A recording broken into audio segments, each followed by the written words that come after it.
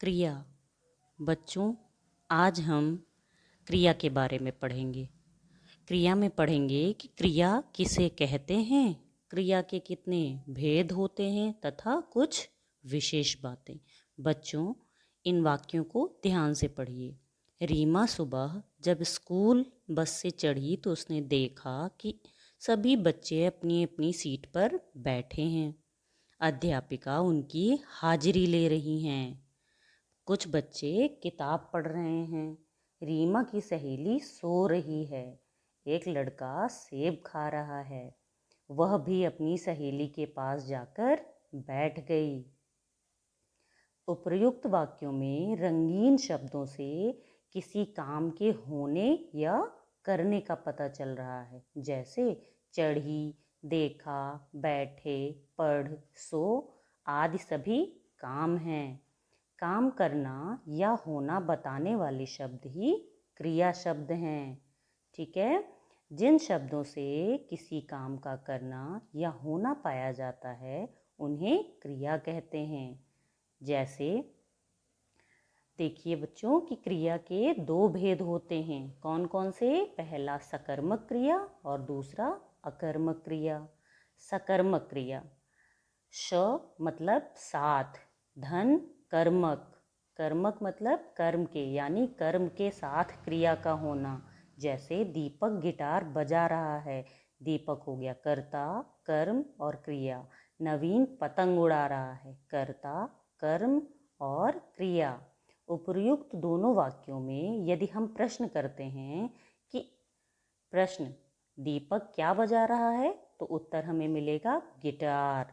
दूसरा प्रश्न करते हैं कि नवीन क्या उड़ा रहा है, हमें उत्तर मिलता है कि पतंग, यानी यहाँ हमें उत्तर प्राप्त हो रहा है। जिन क्रियाओं के साथ कर्म होता है उन्हें सकर्मक क्रिया कहते हैं। अकर्मक क्रिया, आ यानी बिना, धन कर्मक यानी कर्म के, यानी कर्म के बिना। प्रतीक दौड़ रहा है, कर्ता क्रिया। सौम्या सो रही है, कर्ता क्रिया। दोनों वाक्यों में केवल कर्ता और क्रिया का प्रयोग किया गया है। ध्यान से सुनिएगा कि यहाँ कोई कर्म नहीं है, अतः यहाँ अकर्मक क्रिया है। जिन क्रियाओं में कर्म नहीं होता है उन्हें अकर्मक क्रियाएं कहते हैं। जैसे प्रतीक यानी कर्ता, कौन दौड़ रहा है? प्रतीक। दौड़ रहा है क्रिया। प्रश्न करेंगे क्या दौड़ रहा है, उत्तर नहीं मिला। कुछ विशेष बातें। वाक्य पढ़ो कि मैंने खाना डैश, हम सब रेलवे स्टेशन डैश। क्रिया के बिना ऊपर लिखे वाक्य अधूरे हैं। अब इन्हें पढ़िए कि मैंने खाना खा लिया, हम सब रेलवे स्टेशन जा रहे हैं। अतः वाक्य में क्रिया का होना आवश्यक है। कुछ काम किए जाते हैं और कुछ काम स्वयं होते हैं। जैसे झरने से पानी गिर रहा है, यहाँ क्रिया स्वयं हो रही है। लेकिन बच्चा बाल्टी से पानी गिरा रहा है, यहाँ क्रिया की जा रही है। आओ दोहराएं। किसी काम का करना या होना क्रिया कहलाता है। क्रिया के दो भेद होते हैं, सकर्मक क्रिया और अकर्मक क्रिया।